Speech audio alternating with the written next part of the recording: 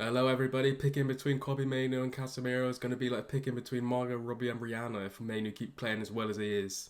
And if you feel the same and you're absolutely buzzing with how Mainu is playing, don't forget to hit the like, comment and subscribe button. Share the video with your friends because we are taking over the YouTube scene. We've gone up to 100 subscribers now and it's going great. But let's dive straight into the analysis because I know that's what you're all here for. I know that's what you all like to see. On paper again, we started off in a 4-3-3 formation. But we saw some big differences from the last game again. Erik ten Hag is experimenting and it all revolves around Kobe Mainu. Now, what we're going to do is we're going to move Sancho up into the false 9 position where he was, Anthony out in the wide areas, and also Aaron Wan-Bissaka, again, discussed this in my last video, he was pushing up ridiculously high into the half space. Now, what this allowed to happen was Luke Shaw was pushing up wide, forming that sort of 3-1-6 formation that we've seen quite a lot in pre-season. And in the back three was forming of Lissandro, Varane, and Kobe Mainu was stepping into the fullback position of that back three. Again, this is something different to what we've seen in the past. Normally, Mainu would be coming into the middle of that pitch, and Varane would be going out to the right-hand side. Or we would see Mainu go into the midfield area, and a fullback would take up that position in the back three.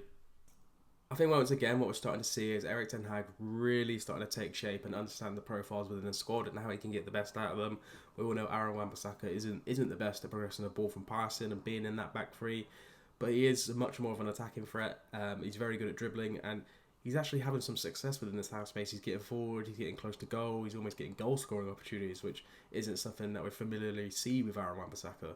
A lot of the times what we saw was Kobe Mainu picking up the ball in this position. He was playing lofted balls out wide over to Anthony. He was playing passes into Aaron Wan-Bissaka and also gave him the license to play passes into Bruno and into Mount, which was great to see because we still have that passing range even without a primary number 6. Depending on how Arsenal were actually shaping up a midfield, what we saw quite a lot of the time was Havertz was actually drifting and he was pushing onto the press. And what this was leaving was Bruno and Mount in this 2 position. But sometimes we saw Bruno push up and Mount drop into it to make it become a 3-1-6 instead of a 3-2-5. Unlike the previous pre-season games, we were playing a lot more in the midfield area. We were playing vertical a lot. And we weren't doing that game. And I think that comes down to Ten Hag understanding how powerful Arsenal's midfield are with Declan Rice, Kai Havertz and Odegaard. Declan Rice is very comfortable in the duel. His work rate is very good. Havertz and Odegaard, again, they have impressive engines, incredible work rates. I'm not saying that Kobe Mainu couldn't have handled his own against them with Mount and Bruno, but there's always better ways around things to tackle a midfield like that. And that's exactly what he's done. He's put Mainu into that fullback position, and a lot of our play was built up on that right-hand side, which normally were very much a left-hand side heavy team with Rashford and Luke Shaw. Out of possession, it was quite different. We had a 4-2-3-1 out of possession shape. Now, one thing Arteta really likes to do is play football into his 2 number 8. So in this situation, it was Havertz and Odegaard. And he really likes to play inverted passes into the half space from his fullbacks to his wingers like Saka and Martinelli for them to engage in runs and use his number 9 to create space. But let's just say number 2 over here is Timber, number 10 over here is Saka. This is Arsenal centre forward and this is their other wide player. What Arteta likes to do is he likes to get the fullback here to play an inverted pass into this half space. Then Saka runs into this area, and what that creates is Luke Shaw has to follow him. Now, when Luke Shaw's following him, we see Timber in this area has all this space to run into, which normally what you'd see in the Premier League is Garnacho, our wide player, would cut back, or Timber would overtake him and get into this crossfield area. Arsenal's number 9 would then be able to drag around maybe another centre-back. That 10 would come into this position. The other wide player would start getting involved. And that's catastrophic for Arsenal opposition. It causes a complete breakdown in their defensive structure, especially in the midfield. And the number 8s, they take advantage. They can make third-man runs into the box. Arteta's very smart in that aspect from his coaching. But Erik ten Hag's even smarter. He's a genius. What he's doing in pre-season, how we're going to set up next season is phenomenal stuff to see, and I'm absolutely buzzing for it. Now, if we just take this back a step and focus on Timber for these passes that he was trying to play, he could not do it. He was absolutely rattled this game. He was fouling all our players. Garnacho was bullying him. Mount was bullying him. Bruno was bullying him as well.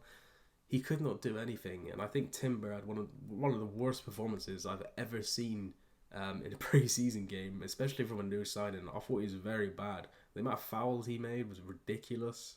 Not only that as well, Odegaard and Kai Havertz, their shape in possession just wasn't very good. Mount and Bruno took complete advantage of that.